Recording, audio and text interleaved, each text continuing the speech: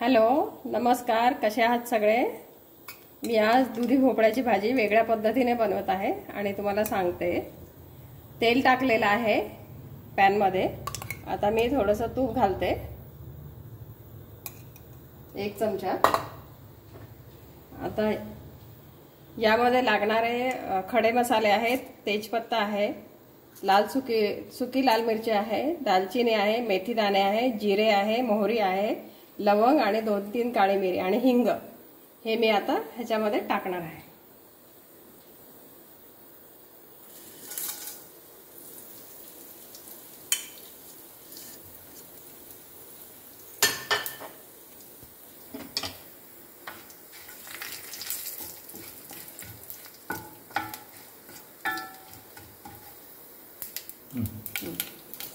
आता मोहरी तडतडली आहे, मसाले चांगले झालेले आहे.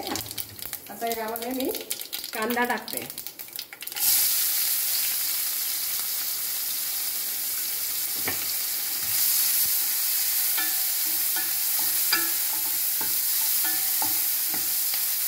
कांदा चांगला होऊन द्यायचा आहे.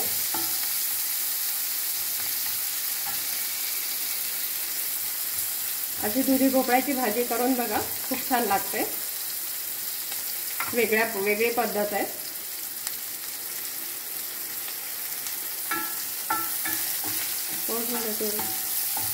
जेव्हा मी बघा, हा दुधी भोपळा आहे आणि याचे असे पीस करून घ्यायचे आहे, छोटे छोटे. तुम्ही दुधी भोपळा रोज खा, खूप छान असतो. हे तब्येतीसाठी खूप छान आहे.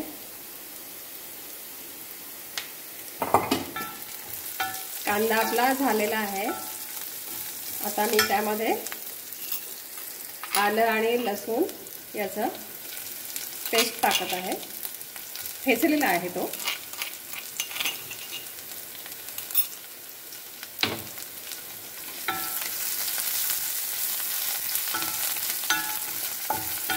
एकदम सोपी भाजी आहे, छान लागते. फुलक्याबरोबर खा, मस्त लागते.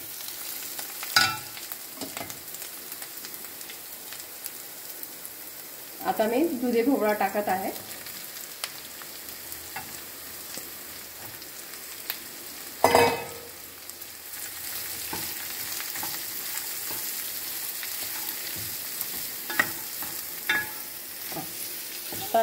मी इकडे तामिळनाडूमध्ये राहते आणि तामिळनाडूमध्ये दुधी भोपळ्याला सोरकाई म्हणतात. बऱ्याच भाज्यांचे नाव मी तुम्हाला सांगणार आहे. आणि अखंड एक वाफ देऊ याला. थोडं मी अडखळते मराठी बोलायला, तरी पण मी प्रयत्न करते.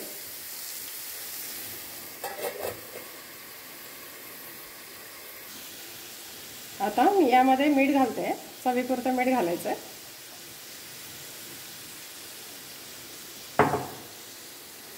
पुन्हा एकदा हलवून घ्यायचंय. परत 2 मिनिटांसाठी झाकण ठेवते.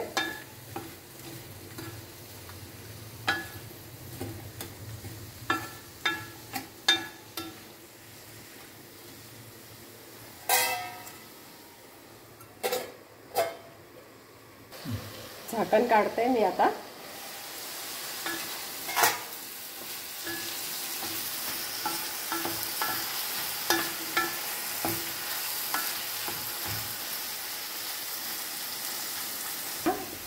मी यामध्ये सुके मसाले घालते. सुके मसाल्यामध्ये धना पावडर आहे, पावडर मसाला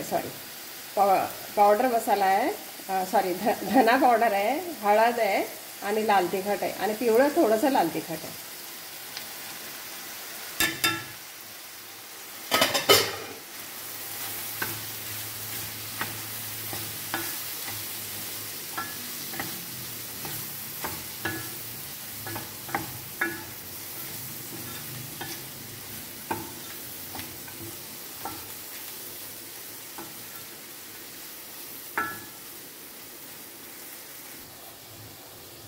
आता मी ह्यावर पुन्हा 5 मिनिटांसाठी झाकण ठेवते. आता मी झाकण उघडते. भाजी कशी झाली बघूया.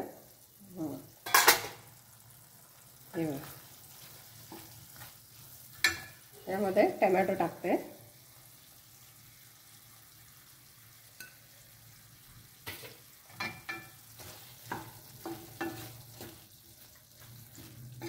टोमॅटो टाकून पुन्हा एकदा हलवून घेऊया.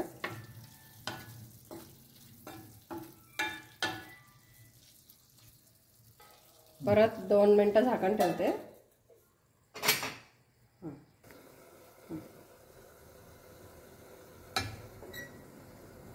आता मी झाकण उघडते.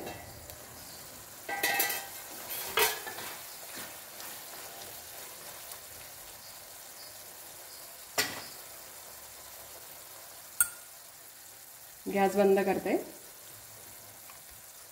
आणि कोथिंबीर घालते.